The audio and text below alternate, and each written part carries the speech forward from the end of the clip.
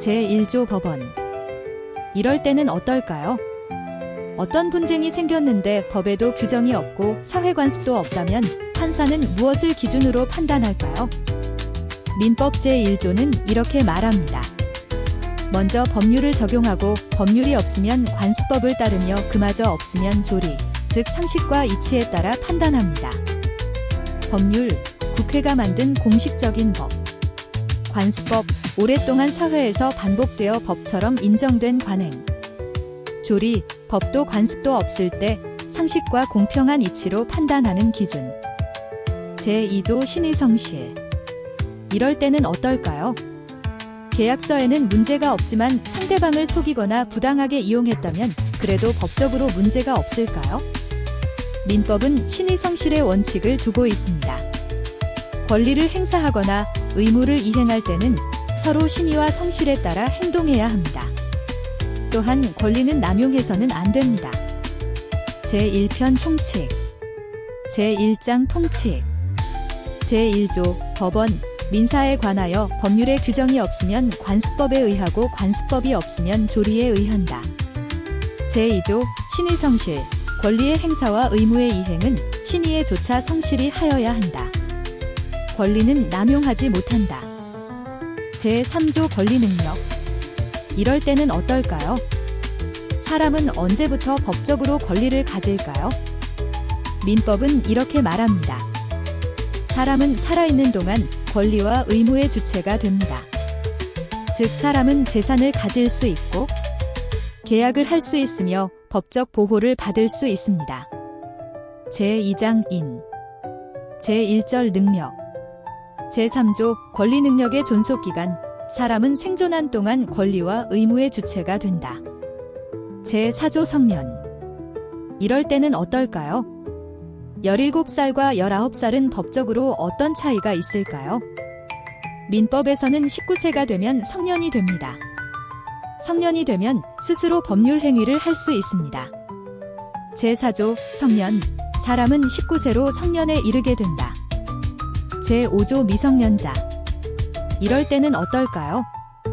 17살 학생이 부모 몰래 휴대폰을 할부로 샀다면 그 계약은 어떻게 될까요? 미성년자가 계약을 하려면 보통 법정 대리인의 동의가 필요합니다. 동의 없이 계약을 했다면 그 계약은 취소할 수 있습니다. 법정 대리인, 미성년자를 대신해 법률 행위를 결정할 수 있는 사람 보통 부모나 후견인을 말합니다. 제5조 미성년자의 능력. 미성년자가 법률 행위를 하면은 법정 대리인의 동의를 얻어야 한다. 그러나 권리만을 얻거나 의무만을 면하는 행위는 그러하지 아니하다. 전항의 규정에 위반한 행위는 취소할 수 있다. 제6조 처분을 허락한 재산. 이럴 때는 어떨까요? 부모가 이 돈은 내가 자유롭게 써도 된다라고 준 돈으로 미성년자가 물건을 샀다면 이 계약도 취소될까요? 민법은 법정 대리인이 처분을 허락한 재산은 미성년자가 자유롭게 사용할 수 있다고 규정합니다. 제6조 처분을 허락한 재산. 법정 대리인이 범위를 정하여 처분을 허락한 재산은 미성년자가 임의로 처분할 수 있다. 제7조 동의와 허락의 취소. 이럴 때는 어떨까요? 부모가 어떤 계약을 허락했다가 나중에 마음이 바뀌면 그 동의를 취소할 수 있을까요? 민법은 미성년자가 법률 행위를 하기 전까지는 동의나 허락을 취소할 수 있다고 합니다. 제7조 동의와 허락의 취소. 법정 대리인은 미성년자가 아직 법률 행위를 하기 전에는 전 2조의 동의와 허락을 취소할 수 있다. 제8조 영업 허락. 이럴 때는 어떨까요? 17살 학생이 부모 허락을 받고 온라인 쇼핑몰을 운영한다면 이 학생이 하는 계약은 유효할까요? 민법은 미성년자가 영업 허락을 받았다면 그 영업에 관한 행위는 성년자와 같은 능력을 가진다고 합니다. 제8조 영업의 허락. 미성년자가 법정 대리인으로부터 허락을 얻은 특정한 영업에 관하여는 성년자와 동일한 행위 능력이 있다. 법정 대리인은 전항의 허락을 취소 또는 제한할 수 있다. 그러나 선의의 제3자에게 대항하지 못한다. 제9조 성년 부견. 이럴 때는 어떨까요? 질병이나 노령 때문에 혼자서 재산을 관리하기 어려운 사람이 있다면 그 사람을 보호할 방법은 없을까요? 민법은 성년후견 제도를 두고 있습니다. 성년후견, 스스로 일을 처리하기 어려운 사람을 위해 법원이 후견인을 지정하는 제도입니다. 제9조 성년후견 개시의 심판, 가정법원은 질병, 장애, 노령, 그 밖의 사유로 인한 정신적 제약으로 사무를 처리할 능력이 지속적으로 결여된 사람에 대하여 본인, 배우자, 사촌 이내의 친족, 미성년 후견인, 미성년 후 연감독인, 한정 후견인, 한정 후 연감독인, 특정 후견인, 특정 후 연감독인, 검사 또는 지방자치단체의 장애 청구에 의하여 성년 후견 개시의 심판을 한다. 가정법원은 성년 후견 개시의 심판을 할 때 본인의 의사를 고려하여야 한다. 제10조 피성년 후견인의 행위. 이럴 때는 어떨까요? 치매 환자가 큰 재산 계약을 했다면 그 계약은 유효할까요? 민법은 피성년 후견인이 한 법률 행위는 취소할 수 있다고 합니다. 다만 일상생활에 필요한 작은 거래는 취소할 수 없습니다. 피성년 후견인, 성년 후견인의 보호를 받는 사람. 제10조 피성년 후견인의 행위와 취소, 피성년 후견인의 법률 행위는 취소할 수 있다. 제1항에도 불구하고 가정법원은 취소할 수 없는 피성년 후견인의 법률 행위의 범위를 정할 수 있다. 가정법원은 본인, 배우자, 사촌 이내의 친족, 성년 후견인, 성년 후 연감독인, 검사 또는 지방자치단체의 장애 청구에 의하여 제2항의 범위를 변경할 수 있다. 제1항에도 불구하고 일용품의 구입 등 일상생활에 필요하고 그 대가가 과도하지 아니한 법률 행위는 성년 후견인이 취소할 수 없다. 제11조 성년 후견 종료. 이럴 때는 어떨까요? 후견이 필요했던 사람이 건강을 회복했다면 후견은 계속 유지될까요? 민법은 후견 사유가 사라지면 성년 후견을 종료할 수 있다고 합니다. 제11조 성년 후견 종료의 심판. 성년 후견 개시의 원인이 소멸된 경우에는 가정법원은 본인, 배우자, 사촌 이내의 친족, 성년 후견인, 성년 후 연감독인, 검사 또는 지방자치단체의 장애 청구에 의하여 성년 후견 종료의 심판을 한다. 제12조 한정 후견. 이럴 때는 어떨까요? 혼자 생활은 가능하지만 큰 계약이나 재산 관리는 어려운 사람이 있다면 어떻게 보호할까요? 민법은 한정 후견 제도를 두고 있습니다. 한정 후견, 일부 중요한 법률 행위에서만 도움이 필요한 경우 적용되는 제도.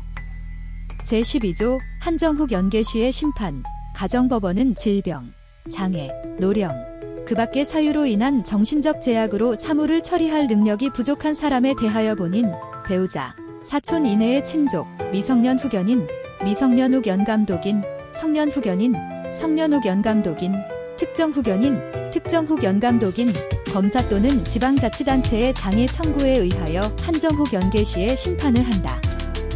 한정 후 연개시의 경우에 제9조 제2항을 준용한다. 제13조 피한정 후견인. 이럴 때는 어떨까요? 한정 후견을 받는 사람이 후견인의 동의 없이 큰 계약을 했다면 그 계약은 어떻게 될까요? 민법은 그 행위를 취소할 수 있다고 합니다. 피한정 후견인, 일부 중요한 계약에서 후견인의 동의가 필요한 사람. 제13조 피한정 후견인의 행위와 동해, 가정법원은 피한정 후견인이 한정 후견인의 동의를 받아야 하는 행위의 범위를 정할 수 있다. 가정법원은 본인, 배우자, 사촌 이내의 친족, 한정 후견인, 한정 후 연감독인, 검사 또는 지방자치단체의 장애 청구에 의하여 제1항에 따른 한정 후견인의 동의를 받아야만 할 수 있는 행위의 범위를 변경할 수 있다. 한정 후견인의 동의를 필요로 하는 행위에 대하여 한정 후견인이 피한정 후견인의 이익이 침해될 염려가 있음에도 그 동의를 하지 아니하는 때에는 가정법원은 피한정 후견인의 청구에 의하여 한정 후견인의 동의를 가름하는 허가를 할 수 있다. 한정 후견인의 동의가 필요한 법률 행위를 피한정 후견인이 한정 후견인의 동의 없이 하였을 때에는 그 법률 행위를 취소할 수 있다. 다만 일용품의 구입 등 일상생활에 필요하고 그 대가가 과도하지 아니한 법률 행위에 대하여는 그러하지 아니하다. 제14조 한정 후견 종료. 이럴 때는 어떨까요? 이제 더 이상 후견이 필요 없다면 한정 후견은 어떻게 될까요? 민법은 후견 사유가 사라지면 한정 후견을 종료할 수 있다고 합니다. 제14조 한정훈 연종료의 심판. 한정훈 연계 시의 원인이 소멸된 경우에는 가정법원은 본인, 배우자, 사촌 이내의 친족, 한정훈 연인, 한정훈 연감독인, 검사 또는 지방자치단체의 장애 청구에 의하여 한정훈 연종료의 심판을 한다. 제14조의 2 특정 후견. 이럴 때는 어떨까요? 상속정리나 부동산 계약처럼 특정한 일만 도움이 필요하다면 모든 생활을 대신 관리해야 할까요? 민법은 특정 후견 제도를 두고 있습니다. 특정 후견, 특정한 문제나 일정 기간 동안만 도움을 받는 후견 제도. 제14조의 2 특정 후견의 심판. 가정법원은 질병, 장애, 노령, 그 밖의 사유로 인한 정신적 제약으로 일시적 후원 또는 특정한 사무에 관한 후원이 필요한 사람에 대하여 본인, 배우자, 사촌 이내의 친족, 미성년 후견인, 미성년 후 연감독인, 검사 또는 지방자치단체의 장애 청구에 의하여 특정 후견의 심판을 한다. 특정 후견은 본인의 의사에 반하여 할 수 없다. 제14조의 3. 심판 사이의 관계. 가정법원이 피한정 후견인 또는 피특정 후견인에 대하여 성년 후견 개시의 심판을 할 때에는 종전의 한정 후견 또는 특정 후견의 종료 심판을 한다. 가정법원이 피성년 후견인 또는 피특정 후견인에 대하여 한정 후견 개시의 심판을 할 때에는 종전의 성년 후견 또는 특정 후견의 종료 심판을 한다. 제15조 확답 촉구권. 이럴 때는 어떨까요? 미성년자와 계약을 했는데 나중에 그 사람이 성인이 되었다면 그 계약을 계속 유지할지 확인할 방법이 있을까요? 민법은 상대방이 확답을 요구할 수 있다고 규정합니다. 제15조 제한 능력자의 상대방의 확답을 촉구할 권리. 제한 능력자의 상대방은 제한 능력자가 능력자가 된 후에 그에게 1개월 이상의 기간을 정하여 그 취소할 수 있는 행위를 추인할 것인지 여부의 확답을 촉구할 수 있다.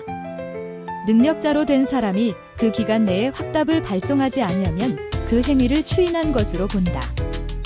제한 능력자가 아직 능력자가 되지 못한 경우에는 그의 법정 대리인에게 제1항의 촉구를 할 수 있고 법정 대리인이 그 정하여진 기간 내에 확답을 발송하지 아니한 경우에는 그 행위를 추인한 것으로 본다. 특별한 절차가 필요한 행위는 그 정하여진 기간 내에 그 절차를 밟은 확답을 발송하지 아니하면 취소한 것으로 본다. 제16조 철회권. 이럴 때는 어떨까요?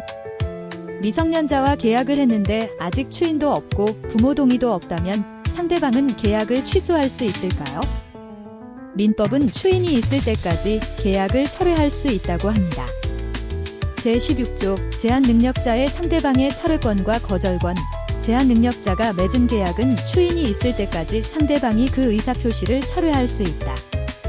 다만 상대방이 계약 당시에 제한 능력자임을 알았을 경우에는 그러하지 아니하다. 제한 능력자의 단독 행위는 추인이 있을 때까지 상대방이 거절할 수 있다.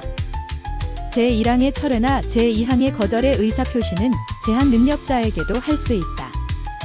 제17조 속임수. 이럴 때는 어떨까요? 미성년자가 신분증을 위조해 자신을 성인이라고 속이고 계약을 했다면 그 계약은 취소할 수 있을까요? 민법은 이 경우 취소할 수 없다고 합니다. 제한 능력자, 법률 행위를 할 때 일부 제한을 받는 사람. 대표적으로 미성년자, 피성년 후견인, 피한정 후견인 등이 있습니다. 민법은 약자를 보호하지만 속임수까지 보호하지는 않습니다. 제17조 제한 능력자의 속임수. 제한 능력자가 속임수로서 자기를 능력자로 믿게 한 경우에는 그 행위를 취소할 수 없다. 미성년자나 피한정 후견인이 속임수로서 법정 대리인의 동의가 있는 것으로 믿게 한 경우에도 제1항과 같다. 오늘은 민법에서 사람의 능력과 후견 제도에 대해 살펴보았습니다.